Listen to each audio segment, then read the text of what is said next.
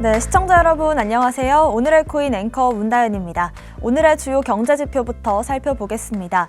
일단 뉴욕 시장 오늘은 또 일제히 급락세로 마감을 했습니다. 일단 우리 설 연휴가 끝나자마자 이렇게 하락하는 모습을 보이고 있는데요. 어제 있었던 메타의 실적 발표 이후로 급락 여파에 좀 나스닥이 큰 폭으로 하락을 했습니다. 3.7%가량 빠지는 모습인데요. 지수로 확인해 보겠습니다. 네, 나스닥 선물지수 14,700선 유지하고 있습니다. S&P 500 지수도 4,500대이고요. 골드도 횡보를 하고 있습니다. 1,805이고요. 테슬라도 약보합권 하락, 코인베이스는 3% 빠지면서 마감했습니다. 비트코인 달러 기준으로 37,100선 다시금 회복하는 모습입니다.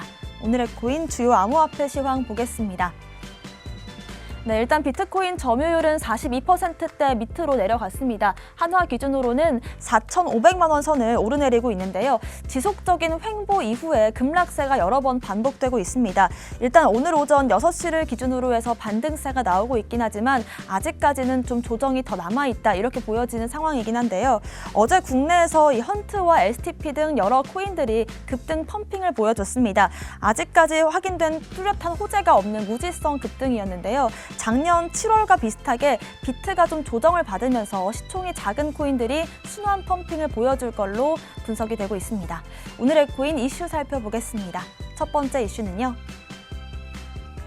친환경 코인 1위는 폴카닷입니다. 전력 소모와 탄소 배출이 가장 적은 코인으로 밝혀졌습니다. 네, 가상자산 탄소등급 연구소가 연간 전력 소모와 탄소 배출량이 가장 적은 코인으로 폴카닷을 꼽았습니다. 블룸버그 보도에 따르면 이 연구소는 가상자산 시황 사이트인 코인마켓캡에 이제 40여 종의 가상자산을 분석을 했는데요. POS 방식의 가상자산 6종을 선정해서 얼마나 친환경적인지 분석을 했습니다. 6개 가상자산은 폴카닷과 에이다, 솔라나, 테조스, 아발란체였습니다. 연간 전력 소모량이 가장 적은 프로젝트는 폴카닷이었는데요. 7237kWh를 기록했습니다. 폴카닷은 연간 탄소 배출량도 가장 적은 수치인 33.36 이산화탄소톤을 기록했는데요. 반면에 또 전력 소모량과 탄소 배출량이 가장 높은 프로젝트는 솔라나였습니다. 솔라나는 하지만 연간 거래량 전력은 0.166W시로 6개 중에서 가장 적기도 했습니다. 보고서는 또 POS를 따르는 가상자산 전력 소모가 작업 증명 POW 방식을 따르는 것들보다 현저히 이 비트코인이나 이더리움 같은 것보다 전력 소모가 적다라고 분석을 했습니다. 비트코인이나 이더를 비롯한 이 POW 방식의 가상자산들은 이 전력 소모가 과다하고 이건 또 환경에 유해하다 이런 비판들을 받아오고 있는데요.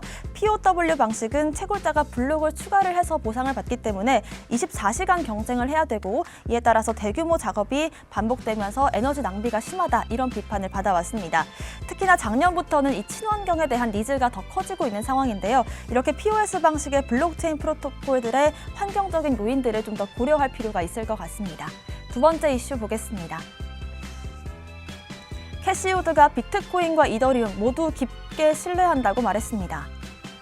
네, 아크인베스트 설립자인 캐시우드가 퍼블릭 주최 행사에 참석을 해서 비트코인과 이더리움 중에 더 전망이 좋은 코인은 어떤 거냐라는 질문에 대해서 비교 불가능이다. 비트코인과 이더리움 모두 매우 신뢰할 만하다. 이렇게 답변을 했습니다.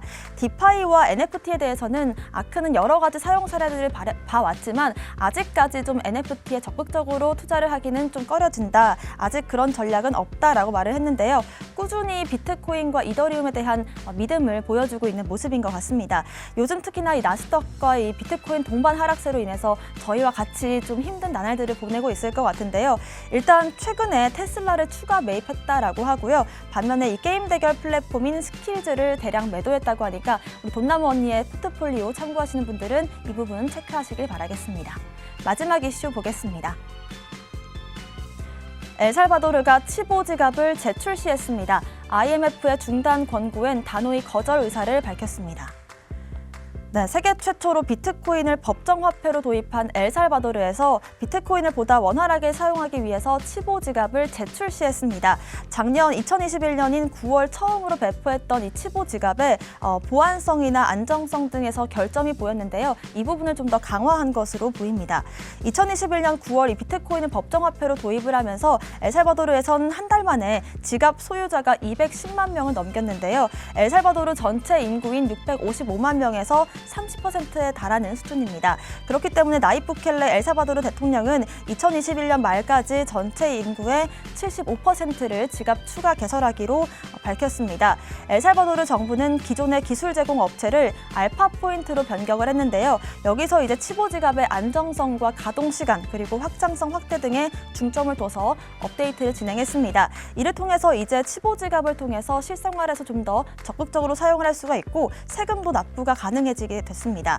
새로운 치보 지갑을 운용하는 데 있어서 알파 포인트는 앞으로 이 모바일 어플리케이션과 모바일 POS 시스템 그리고 판매자 웹사이트 포털, 콜센터와 소프트웨어 관리와 콘솔 기술 등을 지원할 수 있게 되었습니다.